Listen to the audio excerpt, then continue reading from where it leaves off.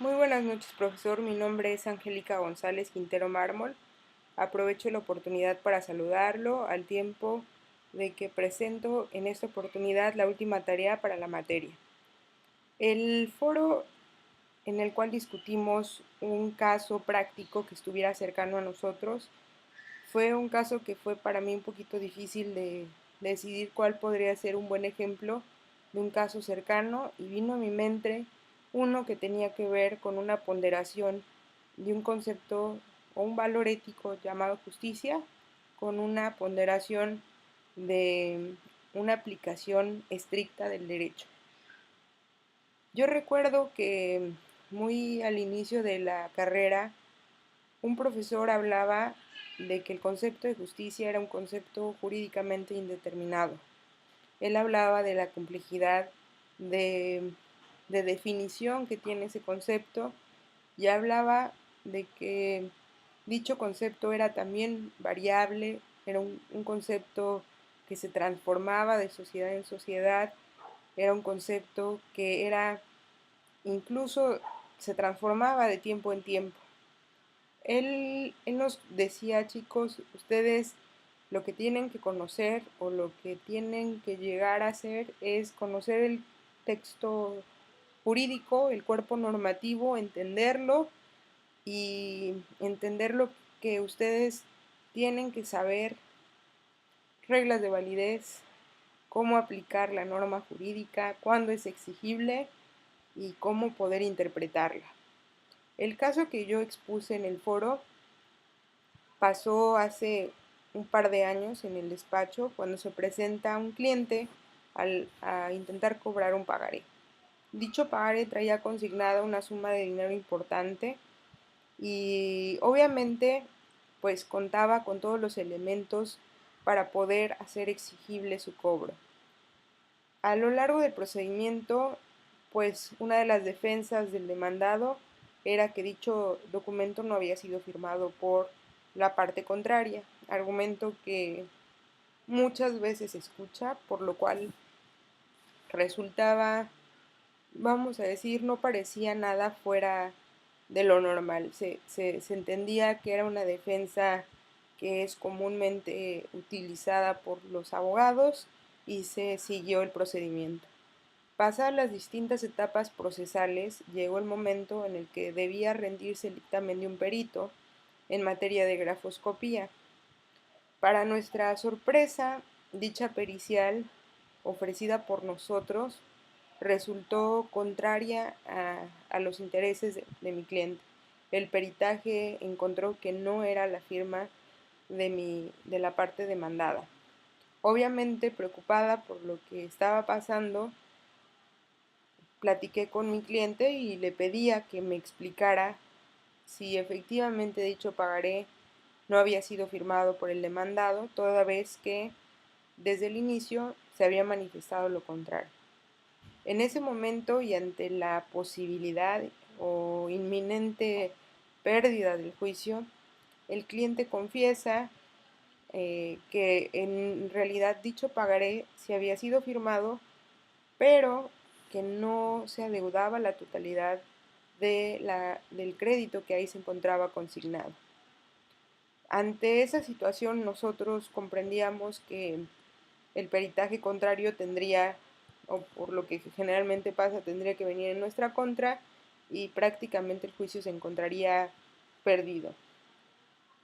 ¿Cuál fue nuestra sorpresa? Que pocos días después encontramos que el peritaje de nuestra parte contraria nos favorecía a nosotros, siendo algo, siendo algo que realmente casi nunca pasa, que los dictámenes ofrecidos por las partes favorezcan a la parte contraria.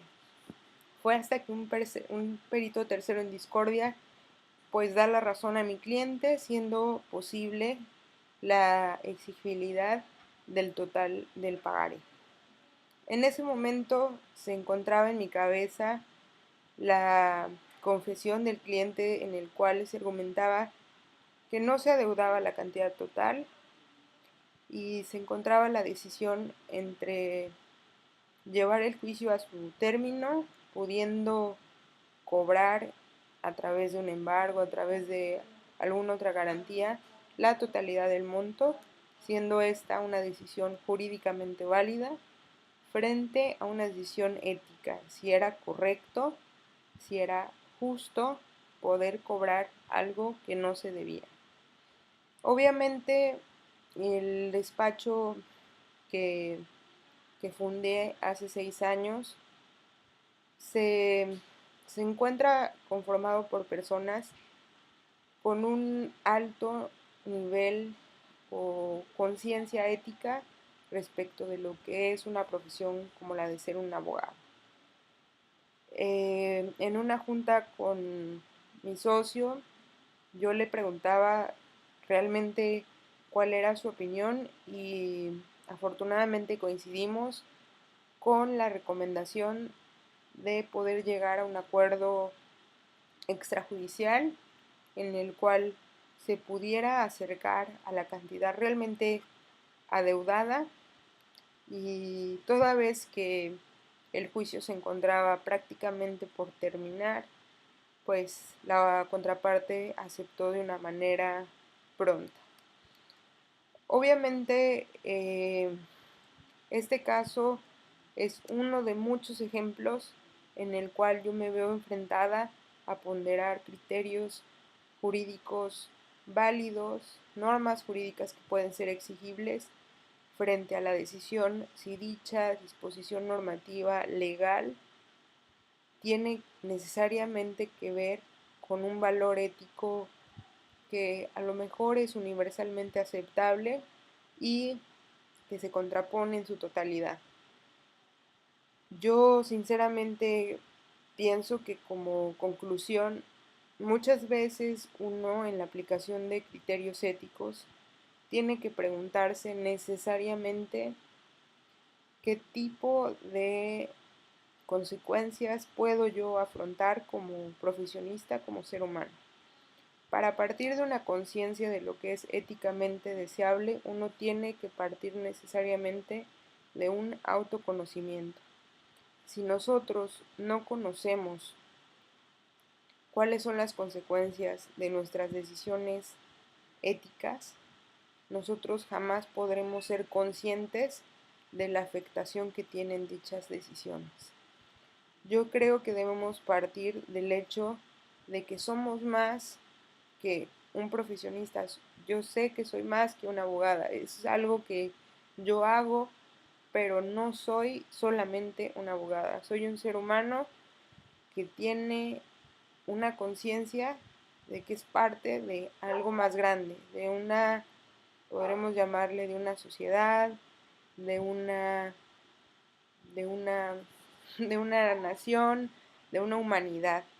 Y al formar parte de un todo, todas las decisiones que yo tome, buenas o malas, van a impactar a ese todo. Si yo no soy consciente de que lo que yo hago afecta al prójimo, yo creo que estoy condenada a sufrir las consecuencias de lo que yo doy a ese todo. Si yo doy decisiones injustas, el todo va a tener esa consecuencia y regresará tal vez en un momento posterior una acción injusta para mí.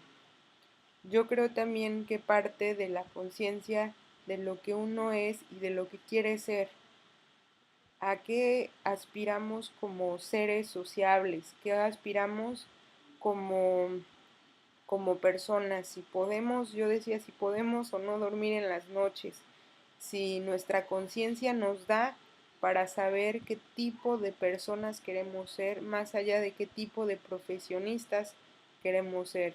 Yo estoy segura que el éxito profesional, el poder profesional, el éxito profesional pueden darse incluso sin tener valores éticos.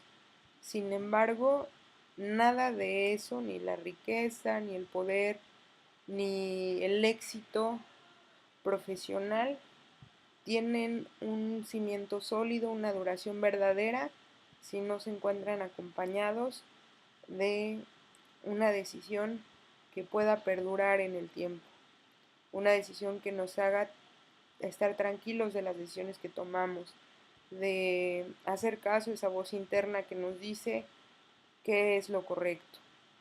Y bueno, parte de esa tarea es conocernos a nosotros mismos en decisiones como estas, en decisiones donde no la tenemos fácil, donde solamente en esos casos difíciles es donde nos conocemos a nosotros y de lo que somos capaces.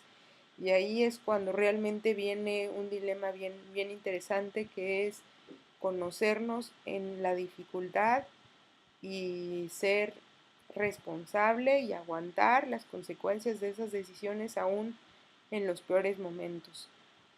Es muy fácil decir que uno es bueno, que uno es justo, que uno es correcto, cuando no tiene ningún dilema que elegir.